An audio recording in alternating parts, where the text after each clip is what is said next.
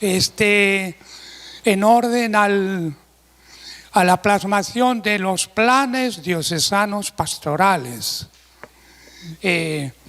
A mí me tocó venir a trabajar acá en el año 1972, cuando estaba Monseñor Juan Gerardi como obispo de la Verapaz. La diócesis entonces era una diócesis con pocos agentes de pastoral, éramos apenas 25 sacerdotes, hermanas, no había más que las dominicas del Rosario que tenían el Colegio de la Inmaculada y las hermanas hijas de la Caridad que trabajaban en aquel momento en San Pedro Carcha.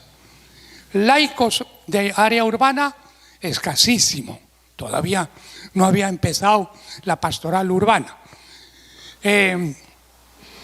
Entonces era una diócesis como muy entrañable en el sentido de la relación, de la comunicación, de amistad, ¿verdad?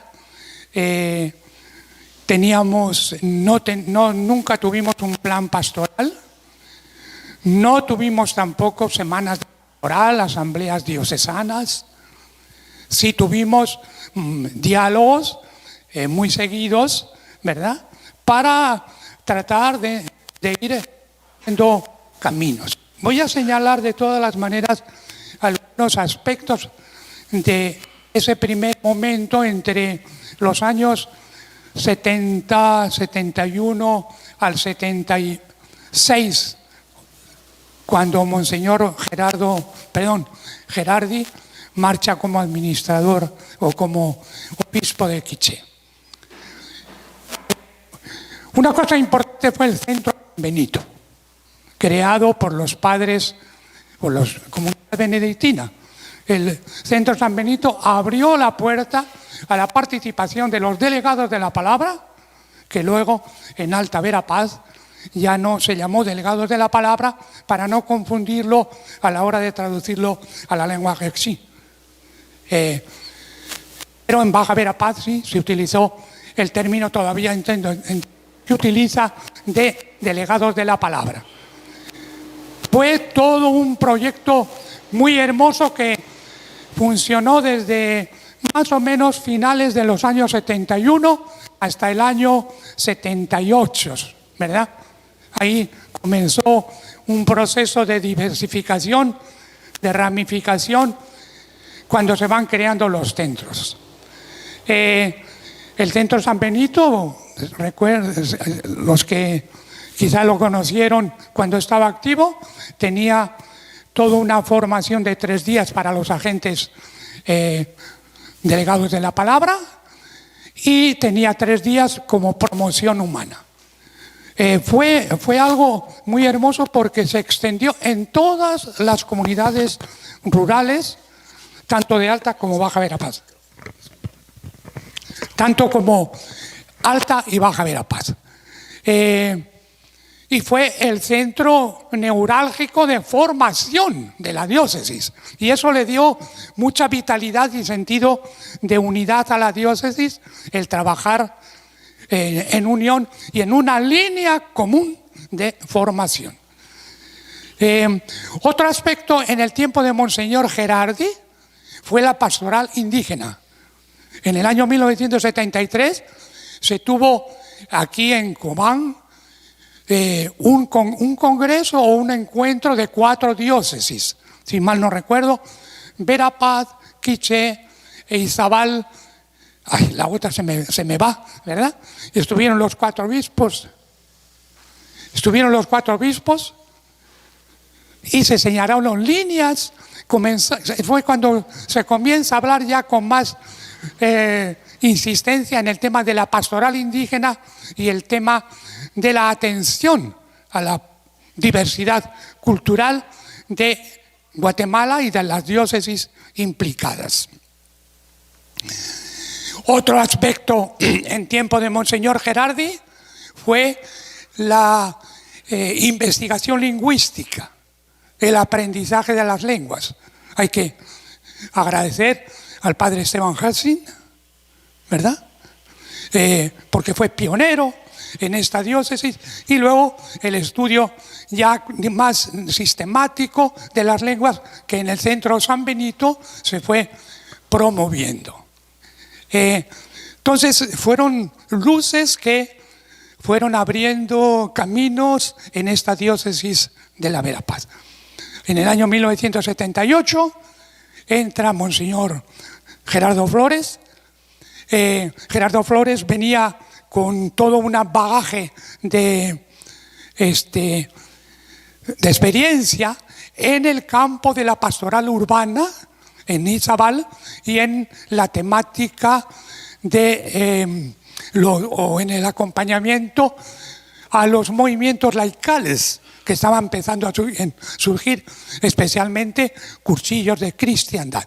Y con Monseñor Flores viene entonces, se abre ese campo, esa veta de la pastoral urbana y de los movimientos, en principio cursillos, que aquí estaban prácticamente en buena parte inéditos, porque no había en el área urbana más que aspectos relativos un poco a la religiosidad popular, ¿verdad? Otro aspecto que se abre con el Monseñor es algo muy triste, que es el CAI, el conflicto armado interno, entre los años 80, 84. Eso creó durante ese tiempo una inestabilidad grande, una cierta erosión en la unidad del presbiterio y mucho dolor, ¿verdad? Para entonces ya el Centro San Benito había perdido vitalidad en cuanto a unidad de formación y de proyección, porque se habían iniciado el ingreso y la incorporación a la diócesis de nuevas congregaciones religiosas masculinas y femeninas, ¿verdad? Otro aspecto que se introduce en el tiempo de Monseñor Flores es el seminario. El seminario y las vocaciones, ¿verdad? Algo que tampoco había, digamos, promovido fuertemente en el tiempo de Monseñor Gerardi. Y con Monseñor Flores se inicia el primer plan pastoral en el año 1999. Previamente, Monseñor Flores establece lo que se llama la Comisión de los 20. En esa Comisión de los 20 habíamos sacerdotes, había religiosas y había laicos, que durante cerca de un año estuvimos reflexionando en cuanto a preparar líneas pastorales de camino a la diócesis. Y eso fue, digamos, como fruto, se inicia el proceso del primer plan diocesano pastoral 1999-2001, que luego se amplió un poquito más, ¿verdad? Monseñor Flores, con él se inician lo que se llaman las semanas de pastoral, ¿verdad? Que después, ya con Monseñor Rodolfo Valenzuela, se llamarían las asambleas diocesanas. Otro aspecto de Monseñor Flores ya fue, como les decía, la presencia mayor, más significativa de sacerdotes misioneros, de religiosos en la diócesis. En el periodo de Monseñor Gerardi solo éramos benedictinos, salesianos, dominicos y CICM, ¿verdad? Y ahí va surgiendo poquito a poco, a través del proceso del seminario, los sacerdotes seculares, diocesanos, y la presencia de los, de congregaciones de afuera. Bien, después del primer plan pastoral van a venir tres planes pastorales, al menos es lo que yo tengo, ¿verdad? El primer plan pastoral, 1999-2001. El segundo plan pastoral es 2004-2008. El tercer plan pastoral, 2012-2016. Y el cuarto es el que en este momento está vigente y que se está intentando renovar y actualizar. Con Monseñor Rodolfo se cambia las semanas pastorales a asambleas diocesanas de pastoral. Bien, hay una línea muy común en los 4 planes pastorales. Hay una línea común. La presentación del ver, juzgar y actuar. Es decir, en el ver, la situación, las distintas dimensiones de la realidad, lo económico, lo político, lo social, lo cultural, lo religioso. El ver en cuanto a la estructura y la organización de la diócesis. En el juzgar, la iglesia que queremos, eso se repite en los 4 planes pastorales. ¿Qué iglesia queremos? Los 3 ejes, desde el principio: evangelización misionera, comunión y participación, y compromiso social o servidora de los pobres, ¿verdad? Y en los 4, al final, el plan operativo. Entonces, conforme va avanzando los años, en estos 22 años, desde 1999 hasta hoy, en estos 22 años hay todo un enriquecimiento en las líneas, en esas líneas de esos 3 ejes pastorales, ¿verdad? Pero básicamente conteniendo los apartados más o menos comunes. Hay entonces coincidencias muy notorias en los 4. Y hay algo que estaba yo escuchando, ¿verdad? Cuando me acerqué esta mañana, que se dijo que hay varios aspectos que se han señalado en el plan pastoral último, 2018-2022, que no se han operado. Y lo mismo en los planes pastorales anteriores.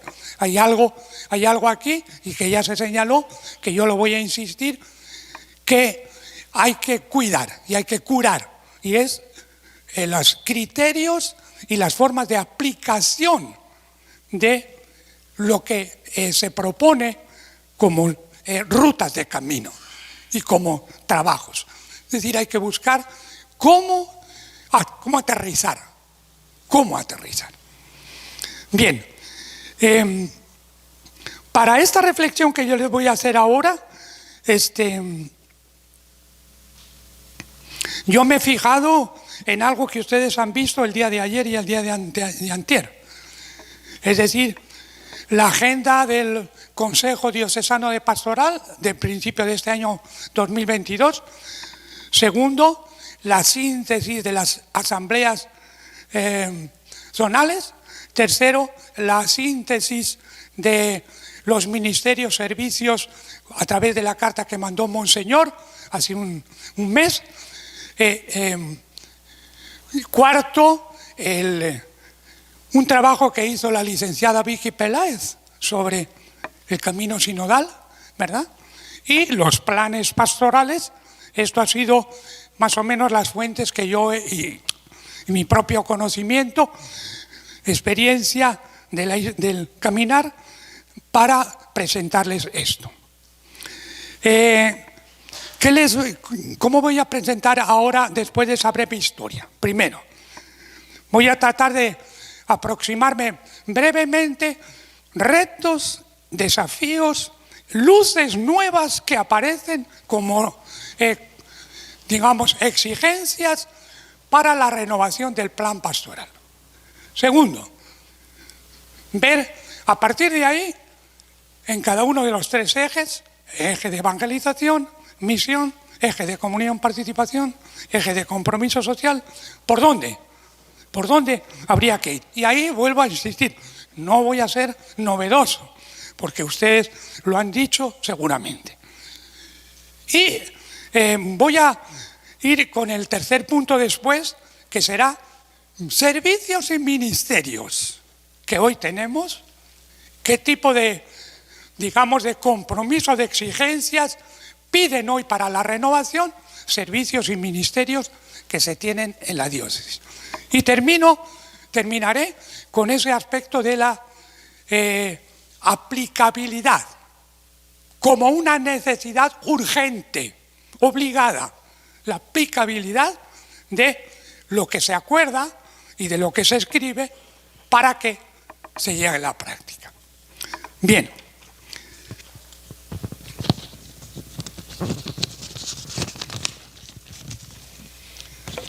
Voy a ir primero entonces con lo que es relativo a retos y desafíos hoy, ¿verdad?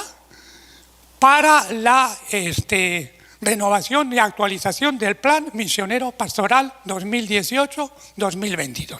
Seguro que esto, vuelvo a insistir por tercera vez, ya lo han visto ustedes. Primero, la sinodalidad. Yo veo la sinodalidad como un kairos.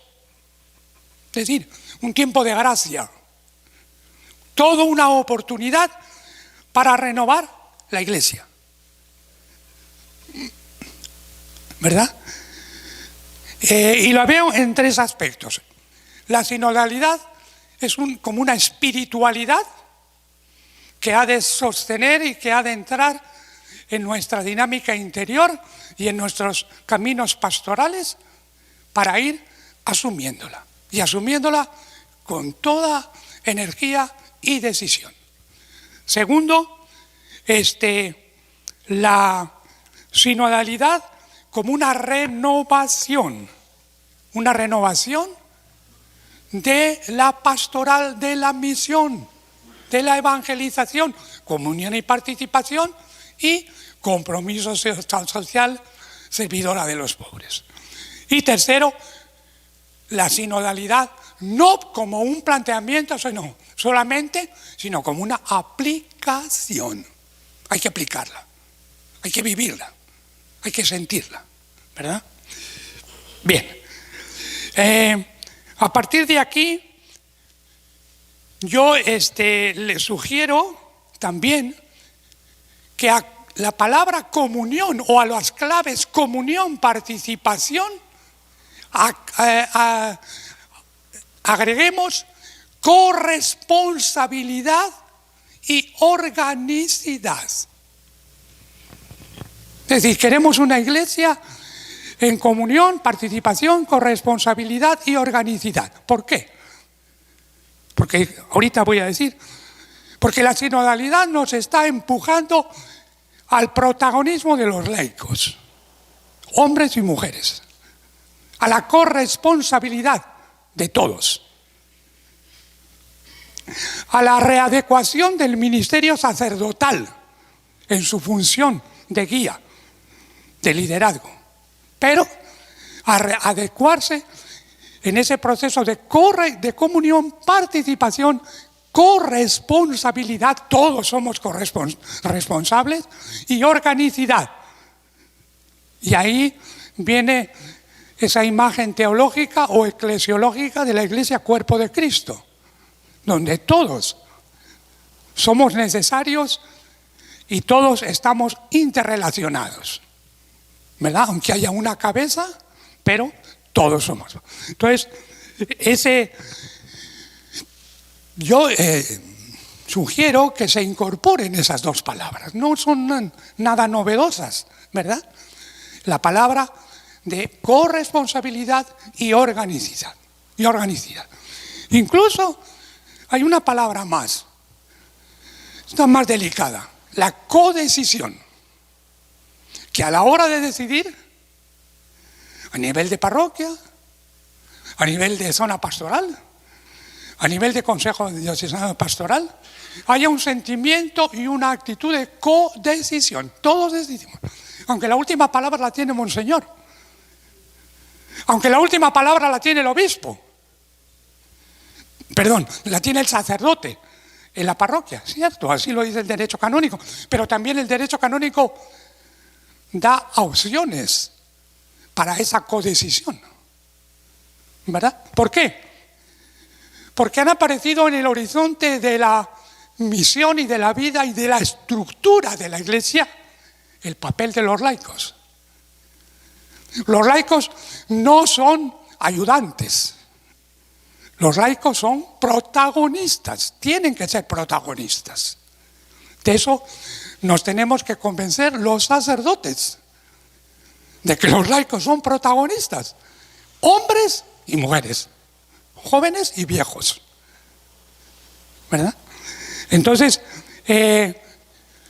entiendo que es algo sumamente importante que realmente la sinodalidad, la organicidad, la corresponsabilidad, la codecisión vaya entrando en nuestro corazón y nos vaya de alguna manera haciendo un proceso de conversión, especialmente a nosotros los sacerdotes y a los laicos, para que sepamos que tenemos un lugar, ¿verdad? Tenemos un puesto en la mesa y una responsabilidad en la misión. Entonces, por ahí va esa llamada al protagonismo de los laicos. En esto hay que buscar cómo los laicos y las laicas empiecen a ser protagonistas, ¿verdad? A través de las coordinaciones, como vamos a ver, sean consejos pastorales, sean comisiones diocesanas, sean coordinaciones zonales, etcétera, ¿verdad? Bien. Otro aspecto a tomar en cuenta es, hay tres situaciones que no son nuevas, pero sí son de alguna manera retantes. Uno, la mujer. Ustedes saben que el 51% de la población es mujer y el 49% son hombres. Decía un día el padre Martín Balmaceda, que estuvo en esta diócesis, ¿qué pasaría si un día las mujeres hicieran huelga y dijeran, no vamos a la iglesia? No vamos a ir a la iglesia. No vamos a ir a la misa. Bien, la mujer tiene... No estoy diciendo que las mujeres no están participando, claro que participan en los consejos en el Consejo Diocesano Pastoral, en los consejos parroquiales, en las comisiones o coordinaciones zonales, en los distintos servicios y ministerios. Pero no estoy hablando solo de su participación, estoy hablando de que la mujer tiene que participar desde su personalidad de mujer, desde su identidad de mujer, desde lo que es como mujer, para aportar desde la fe y desde esa identidad al proceso de la misión y al proceso de la estructura y de la vida diocesana, ¿verdad? Y tercero, los jóvenes. Me agradó mucho leer en la síntesis de los asambleas diocesanas unos párrafos de los jóvenes, muy hermosos, muy bonitos, muy significativos. Los jóvenes tienen mucho que decir y hay que promover realmente la pastoral juvenil, el liderazgo juvenil y la participación de los jóvenes. Son nuevas exigencias. Y tercero, algo que decía Monseñor ahora y que se dijo también antes, que lo dijo don Arnoldo, el tema de la familia.